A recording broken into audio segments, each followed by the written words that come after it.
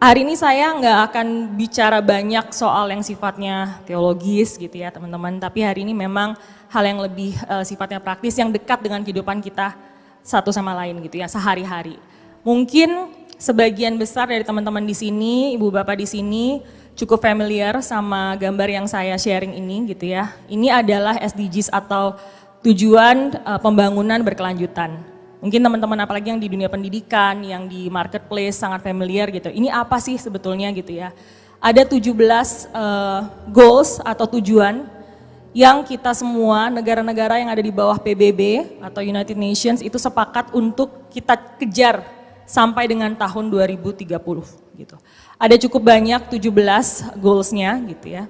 Dan nanti kalau teman-teman punya waktu untuk melihat lebih lanjut gitu ya, bisa browsing, bisa baca-baca sebetulnya apa sih SDGs atau tujuan pembangunan berkelanjutan ini. Saya sendiri di pekerjaan cukup akrab dengan SDGs ini gitu ya, karena ini adalah salah satu yang biasanya kita bantu juga untuk klien-klien. Nah tapi mungkin teman-teman berpikir, terus jadi apa hubungannya nih sama khotbah hari ini? Apa hubungannya, apa sih relevansinya sama saya gitu? Saya nggak di marketplace, saya bukan di pemerintahan gitu ya. Terus kenapa saya perlu paham soal ini? Nah mungkin kita juga perlu tahu sebenarnya kenapa sih ada tujuan pembangunan berkelanjutan ini? Kenapa perlu gitu? Kenapa dunia-dunia, bangsa-bangsa yang ada di bawah Perserikatan Bangsa-Bangsa atau PBB gitu ya, sepakat untuk sama-sama nanti tahun 2030 kita harus mengejar ini. Kenapa gitu? Nah tentu ada alasannya gitu ya teman-teman. Kenapa sampai akhirnya bangsa-bangsa berkumpul dan merumuskan ini loh 17 tujuan yang harus kita kejar, kita capai sampai dengan tahun 2030 nanti. Karena ternyata dunia ini nggak sepenuhnya menjadi lebih baik. Gitu ya. Tahun-tahun berlalu, waktu sudah berlalu, dunia kita sudah semakin tua gitu ya, banyak yang bilang seperti itu. Ternyata kesenjangan itu masih ada. Gitu ya. Kesenjangan ini bicara soal macam-macam, bicara soal kemiskinan ya, antara yang mampu dan yang mungkin kurang mampu, lalu juga bicara secara aspek sosial, ada kelompok-kelompok tertentu yang mungkin mereka tidak bisa mendapatkan kesempatan yang sama dengan yang seperti kita dapatkan. Lalu yang kedua juga adalah soal sumber daya alam. Bumi kita makin lama makin tua, gitu ya. Sumber daya alamnya terbatas. Bahkan sekarang menipis, bahkan kalau kita tahu mungkin dari zaman dulu kita belajar di SD, SMP gitu ya, ada sumber daya alam yang itu nggak bisa diperbarui, sekali dipakai habis ya habis, kita harus menunggu mungkin ratusan ribuan tahun lagi untuk kita bisa dapat lagi gitu ya. Jadi sumber daya alam kita itu bukannya tidak terbatas, dia terbatas dan jumlahnya menipis. Lalu mungkin yang teman-teman mungkin yang follow Instagram Pandemic Talk atau beberapa Instagram yang kekinian gitu mengikuti ya diskusi soal sampah. Sampah itu jadi permasalahan yang akan sangat mengganggu ke depannya untuk kita semua. Mungkin sekarang kita kayak ngerasa enggak kok baik-baik aja, rumah kita bersih, lingkungan tempat kita bekerja, lingkungan tempat kita tinggal baik-baik aja gitu ya, enggak banjir, enggak apa. Tapi sebetulnya ini adalah silent killer. Gitu ya. Sampah itu terutama untuk kita yang tinggal di Jakarta dan sekitarnya, kita adalah kontributor sampah terbesar di bangsa kita. Dunia kita ini mengalami banyak tantangan gitu dan sebetulnya kita itu adalah bagian dari masalah. Sekarang pilihannya di tangan kita, apakah kita juga mau menjadi bagian dari solusi atas masalah-masalah itu, ya kan? Lalu selain itu kita juga familiar dengan berapa tahun terakhir dari 2020 kita mengalami yang namanya pandemi, kita jadi familiar ya sama kata pandemi. Tapi sebetulnya perkiraan pandemi ini bisa muncul itu bukan baru belakangan ini, bukan baru setelah COVID-19 itu ada. Jauh sebelum itu ilmuwan-ilmuwan tuh sudah bicara soal bahwa kalau kita nggak berubah dalam berinteraksi dengan alam, itu pasti satu saat kita akan mengalami yang namanya pandemi. Dan masih ada banyak lagi permasalahannya. Jadi kenapa SDGs itu ada, kenapa itu relevan sama kita, penting untuk kita tahu karena kita sendiri adalah bagian dari masalah itu, tapi juga di sisi lain tentunya kita harus juga menjadi bagian dari solusi atas masalah-masalah itu. Kalau kita nggak menganggap masalah ini adalah masalah yang serius dan kita nggak menganggap ini adalah masalah kita, itu ternyata dampaknya sangat-sangat merusak. Saya pernah baca misalnya berapa waktu lalu, sampah di Bantar Gebang aja itu udah sama tingginya dengan berapa belas tingkat gedung perkantoran. Bayangkan, itu baru di satu tempat gitu, belum di tempat-tempat lainnya di Indonesia, belum di negara-negara lainnya. Apalagi kita yang memang penduduknya cukup padat gitu ya. Saya khawatir kalau kita nggak melihat ini sebagai masalah yang serius, yang kita harus kontribusi dalam solusinya, satu saat ya anak cucu cicit kita udah nggak bisa lagi lihat dunia seperti hari ini. Gitu. Nah hari ini saya ingin mengajak kita sama-sama melihat, sebetulnya ketika Allah menciptakan dunia dan segala isinya termasuk kita sendiri, apa sih blueprintnya? Ya, kita penting untuk melihat ketika ada satu kerusakan dalam satu gedung gitu ya, atau misalnya ada kerusakan dalam satu mesin produksi gitu, biasanya pasti teknisi akan melihat ini blueprintnya seperti apa ya. Sebenarnya seharusnya dulu itu seperti apa, lalu mungkin diteliti apa yang salah sehingga itu nanti diperbaiki agar barang atau mungkin satu gedung yang tadinya dibuat itu bisa berfungsi lagi seperti semula gitu ya, seperti awalnya. Kita lihat dari Kejadian 1, kita lihat di bagian awal itu Tuhan menceritakan mulanya itu seperti apa, lalu kemudian sebelum permulaan, terus pada permulaannya seperti apa, lalu ada 5 hari penciptaan, dan kemudian yang bagian terakhir itu adalah hari ke-6 penciptaan dan khususnya secara spesifik penciptaan manusia. Nah saya akan banyak membahas di bagian yang terakhir ya, di bagian Kejadian 1, 24-31, secara khusus adalah di bagian ayat 26-28. Ayat 26 bunyinya demikian, berfirmanlah Allah, baiklah kita menjadikan manusia menurut gambar dan rupa kita, supaya mereka berkuasa atas ikan-ikan di laut dan burung-burung di udara, dan atas ternak, dan atas seluruh bumi, dan atas segala binatang melata yang merayap di bumi. Ayat 27, maka Allah menciptakan manusia itu menurut gambarnya, menurut gambar Allah diciptakannya dia laki-laki dan perempuan, diciptakannya mereka, titik. Itu adalah ayat 26 sampai dengan 27.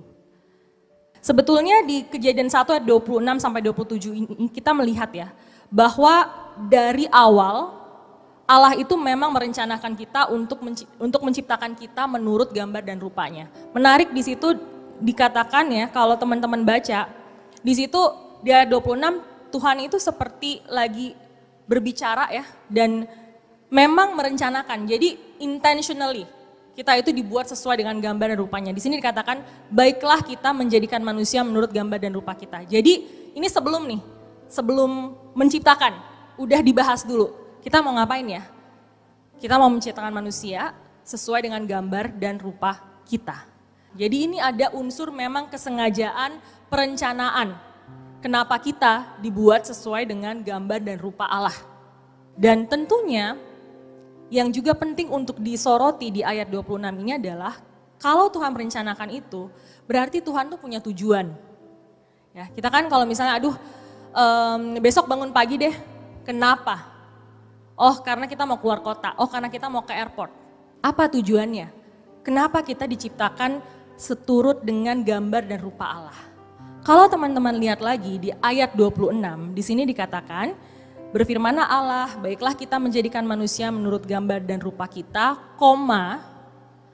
supaya manusia berkuasa atas ikan-ikan di laut dan burung-burung di udara, dan atas ternak, dan atas seluruh bumi, dan atas segala binatang melata yang merayap di bumi. Ayat ini sangat jelas gitu, jadi satu paket.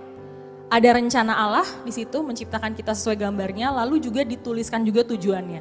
Ini tuh blueprint, ya.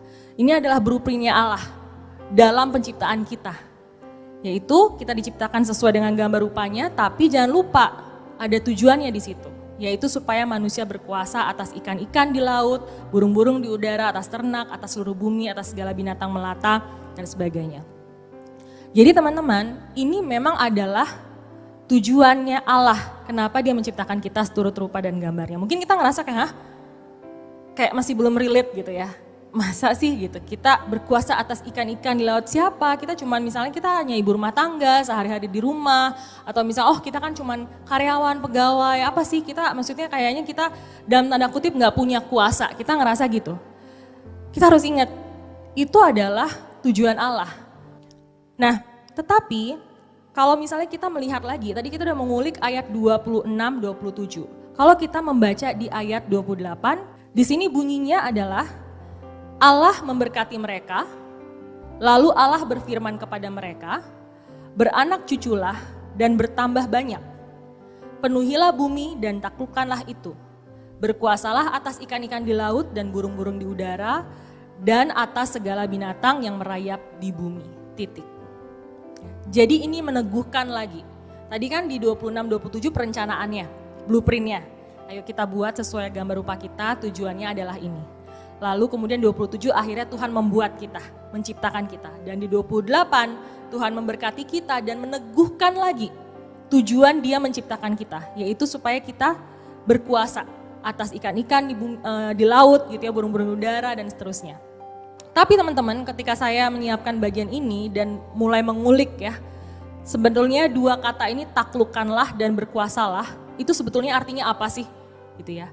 Nah, kalau dari bahasa Ibraninya, ini mohon maaf saya nggak bisa baca Ibrani itu bahasanya kayak apa, tapi kalau saya cari tulisannya itu sebetulnya taklukkanlah itu dari kata kavash, mudah-mudahan nggak salah baca, artinya memang menaklukkan, ya seperti menaklukkan musuh gitu. Tapi kalau kita melihat kata berikutnya berkuasalah, itu sebetulnya diambil dari kata radah.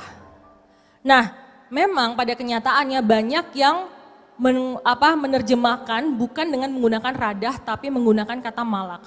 Kalau malak itu memang artinya adalah berkuasa yang satu lebih tinggi dari yang lainnya. Ya, jadi menguasai. Jadi kayak maksudnya ada ketidaksetaraan di situ. Tapi sebetulnya kalau dalam konteks ini yang digunakan itu adalah kata radah. Yang arti literalnya itu adalah turun, mengembara, memerintah dengan turun, atau berjalan dengan setara sama yang diperintah. Ya. Jadi kita harus hati-hati ketika kita mengutip ayat ini, karena ternyata yang Tuhan maksudkan di sini bukanlah menaklukkan dan berkuasa yang semena-mena, yang mencari keuntungan sendiri, yang seenaknya. Enggak, karena sebetulnya harusnya berkuasa di sini adalah kita memelihara, menjadi pemimpin yang memang setara dengan apa yang kita pimpin. Dalam hal ini saya lagi bicara soal konteks dunia ini. Yes, memang kita diperintahkan Allah gitu ya, kita mendapatkan tugas untuk kita menaklukkan dan berkuasa atas dunia ini, atas isinya. Tapi sebetulnya yang di sini yang dimasukkan oleh Allah adalah berkuasa yang bertanggung jawab, ya, yang memelihara. Gitu. Dengan apa? Dengan cara-caranya Allah. Karena kita sudah diciptakan sesuai dengan gambar dan rupa Allah. Kalau kita bicara soal caranya Allah, itu gimana gitu ya. Nah, penting untuk melihat bahwa kita kembali kepada prinsipnya Allah.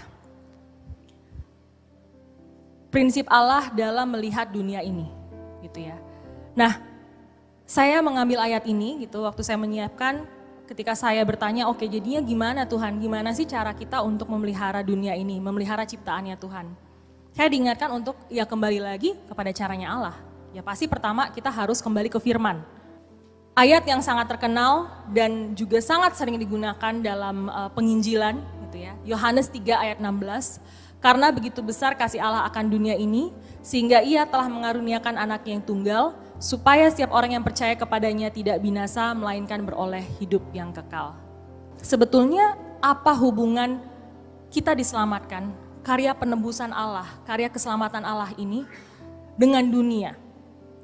Teman-teman bisa lihat di sini sangat gamblang gitu ya, tidak secara tersirat tapi ini sangat gamblang dituliskan bahwa Allah itu menyelamatkan kita, memberikan kehidupan kekal kepada kita. Kenapa? Karena Dia begitu mengasihi dunia. Di sini ditulisnya karena begitu besar kasih Allah akan dunia ini. Kata yang digunakan untuk dunia ini adalah dunia secara literal, dunia, universe, semuanya, termasuk manusia di dalamnya. Jadi kita jangan menyempitkan maknanya, karena memang ternyata karya penyelamatan Allah terhadap kita orang-orang berdosa itu ada kaitannya dengan dunia ini secara keseluruhan. Bukan hanya bicara soal surga, hidup kekal, enggak, tapi bicara soal dunia secara keseluruhan. Nah, berarti ini sangat jelas mempertegas bahwa kita itu diselamatkan bukan hanya untuk hidup enak-enakan, oh karena kita udah diselamatkan, kita udah bebas dari dosa, nanti kita akan hidup dalam kehidupan kekal, bukan. Tapi tadi, karena memang Allah itu punya concern, punya hati untuk dunia ini. Oleh karena itu sangat penting untuk memulihkan hubungan antara Allah dan manusia yang sudah jatuh dalam dosa, untuk apa? Untuk memulihkan dunia ini. Jadi jangan kita pikir karya keselamatan yang Tuhan kerjakan untuk kita tuh gak ada hubungannya dengan pelestarian dunia ini. Lingkungan alam sekitar kita sangat ada. Dan ada banyak hal yang kalau kita mau tarik aplikasinya ke sehari-hari, ada banyak hal.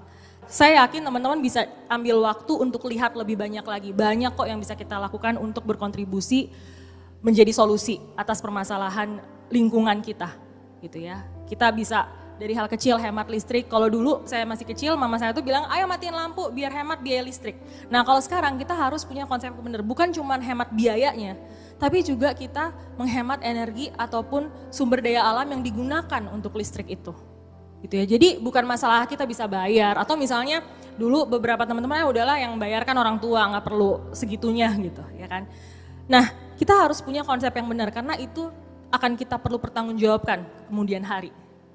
Ya, kepada Tuhan, utamanya kepada anak, cucu, dan cicit kita, generasi berikutnya. Silakan cari tahu lebih lanjut, ada banyak hal yang kita bisa lakukan untuk kita berkontribusi menjadi solusi atas masalah-masalah yang ada. Mungkin dari 17 tujuan pembangunan berkelanjutan tadi yang saya sempat tampilkan di awal, mungkin nggak semua kita bisa kontribusi, tapi kita bisa kontribusi dalam hal-hal kecil dan bisa dimulai dari rumah kita sendiri. Gitu ya. Jadi mungkin kita nggak perlu turun ke jalan, demo ya kan, atau misalnya melakukan hal-hal spektakuler lainnya, enggak, kita lakukan dari yang paling kecil. Karena apa? Karena yang tadi sudah kita sama-sama bahas di awal, ternyata memelihara dunia dan ciptaan Allah ini dengan cara-caranya Allah, itu bukan pilihan untuk kita orang percaya.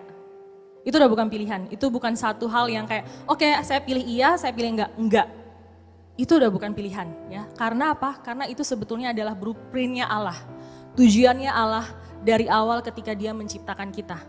Dia mau kita berkuasa, tapi bukan berkuasa yang semena-mena, bukan berkuasa yang tidak bertanggung jawab, tapi apa? Yang betul-betul memang sesuai dengan caranya Allah. Allah caranya apa? Kasih. Ya, kita bicara kasih itu bukan hanya kepada manusia, tapi juga kepada lingkungan kita. Karena satu saat ya kita pingin anak-anak kita, cucu kita, cicit kita kelak bisa merasakan dunia yang indah, yang bersahabat dengan mereka. Mungkin kita berpikir, kita siapa sih, kita ibu rumah tangga, aduh kita siapa sih karyawan, kita punya rutinitas yang biasa-biasa aja.